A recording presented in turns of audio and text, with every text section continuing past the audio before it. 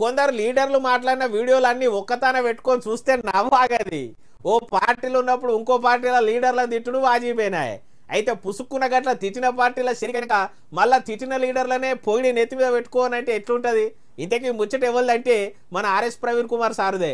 మీరే చూడుండ్రిగా.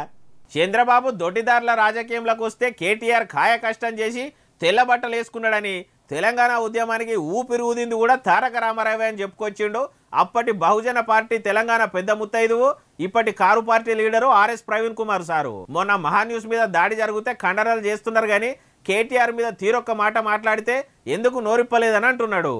ఉద్యమంలో ఎన్ని కేసులు మీదేసుకొని తిరుగుతున్న కేటీఆర్ను మాటలంటారా అని గరమైతాండు. అప్పట్లో వైసీపీ లీడర్ కొడాలి నాని తిడితే ఏడ్చుకుంటా పోయినవు యాదికి లేదా అని చంద్రాల సార్ను క్వశ్చనింగ్ చేసిండు. మహాన్యూస్ మీద దాడి జరిగితే పవన్ కళ్యాణ్, చంద్రబాబు, బట్టి విక్రమార్క, సిపిఐ నాయకులు ఇంతమంది ఎందుకు మాట్లాడుతున్నారని అడుగుతుండు.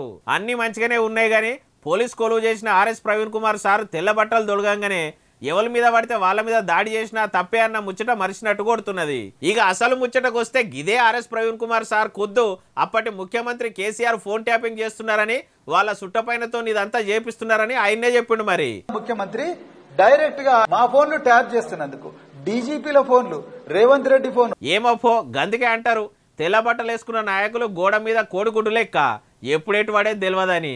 మనకెరికే నాయే.